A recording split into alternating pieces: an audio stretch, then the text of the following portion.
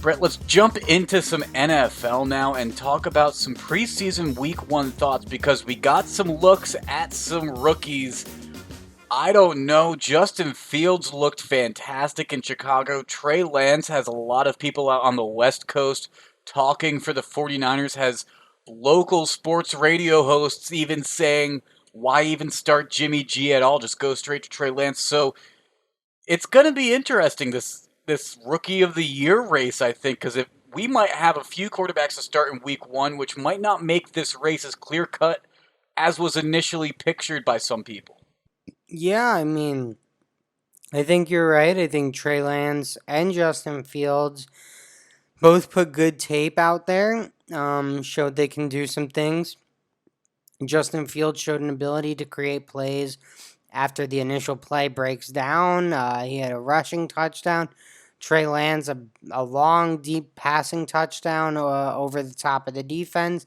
Trey Lance's completion percentage wasn't so great, though, so I'd be a little concerned about that. No interceptions, though, which is a Trey Lance staple. Guy never throws any picks. So, you're excited to see that they played well. Zach Wilson, who's had up and down reports from training camp, played pretty well in his preseason limited snaps. So, I'd say he played nice. He went 6 for 9 for 69 yards. yeah, see, In unfortunately, the I first think it's half, at least. In the first 61 half, at least. yards.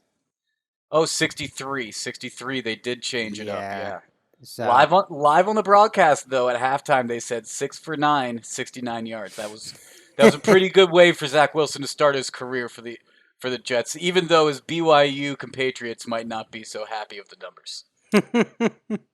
yeah, but he played okay. I thought Mac Jones played really well. Mac Jones is another one. Higgins, he might beat out Cam Newton, so it'll be very interesting to watch.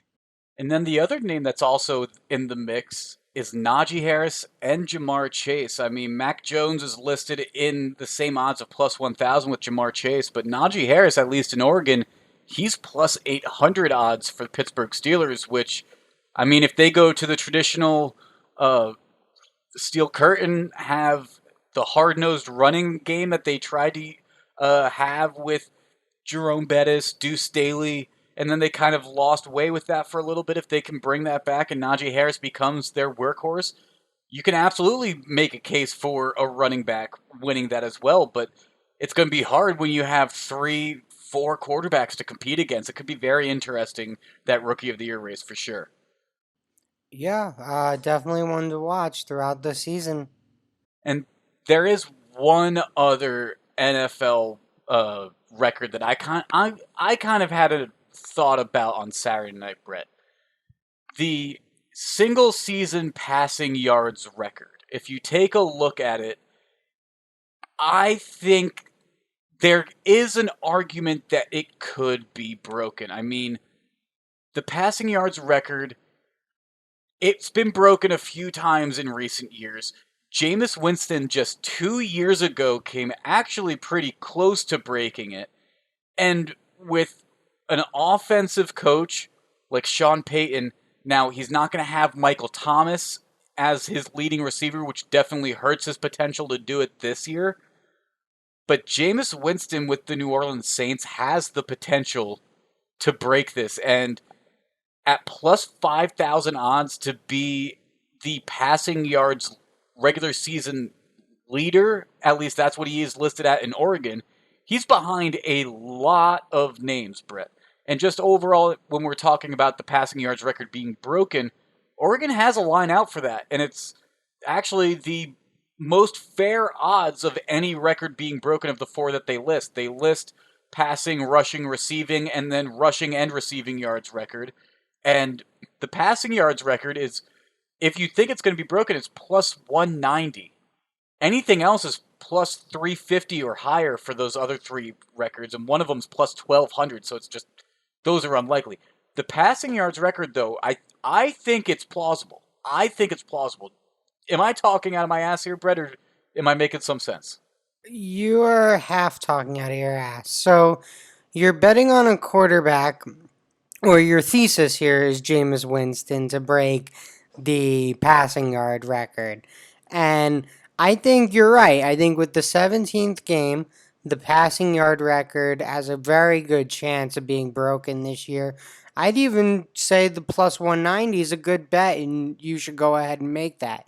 Now, where I'm going to call you an idiot is picking a quarterback that didn't even start his team's first preseason game. That's fair. I mean, how the hell you're gonna convince me to bet plus 5,000 on a guy that, as of week one of the preseason, is not his team starting quarterback to break this record? I mean, that seems insane. But if you want to tell me the record's gonna be broken, Higgin, with the extra game, in a pass happy league like you stated, I totally believe that. Jameis isn't the guy to do it, though.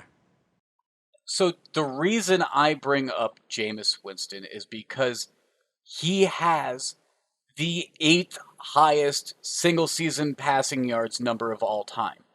Now, you make a good point of I may be jumping the gun a little bit with naming him like this, but with 17 with an extra game being added in, I think that's a fantastic point of maybe Aaron Rodgers, maybe Tom Brady, who's the only other name in this top 10. Oh no, sorry. Patrick Mahomes is ninth, right behind Jameis Winston. But Tom Brady, Patrick Mahomes, Jameis Winston, maybe Aaron Rodgers. I mean, I think that's four names. that's not really how I'd handicap it. I'd look at schedules. I'd look at teams that are going to be competing, that are going to need to score point, like Dak Prescott, right? That's how I'd handicap it. Dallas is an offensive team. They're going to theoretically be in the chase for the NFC East. I don't know if they're the best team in the NFC East, but they're in that mix at the whatever you want to call it. If you want to call it the top, the middle. Yeah, yeah, that's not the only way that I would handicap this, but one of the steps that I would do is I would look at the list or the records and say, okay, who's even come close? And right now, if you look at that top 10, you have Tom Brady at third most. That was back in 2011, though. Can he do that 10 years later? I don't know. That's hard to do. Jameis Winston did it in 2019, but he has the eighth most. That was with a different team, though. Patrick Mahomes had the ninth most. That was in 2018. He's still a rather young quarterback growing into his position. Could he do it? Absolutely, potentially. But then other than that, I mean, you have Matthew Stafford at 12 and 13, but he's with a new team, a much older quarterback as well. I think it's definitely possible. I think that plus 190 is definitely worth taking, and I think actually you're right, Brett, live. I am going to take that right now. But I'm not going to take a specific name, at least at this point. Yeah, I But think that's the it's play. definitely worth looking at this passing yards record because with an extra game, a lot of these records are going to be up for debate. Yeah, I totally think that's the play, Higgins. And I think, some names I would target. I'm not telling anyone to go bet these at the window right now.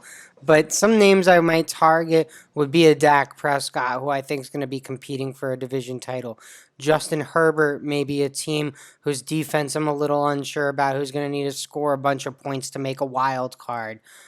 Maybe if I feel like the Seahawks or the Cardinals are going to be competing in the NFC West. Or maybe you believe in Matt Stafford. I don't know.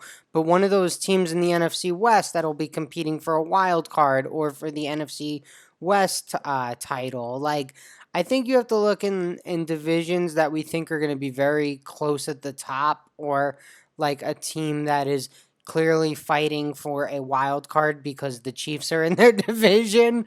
And you target some of those quarterbacks because every game is going to be so important.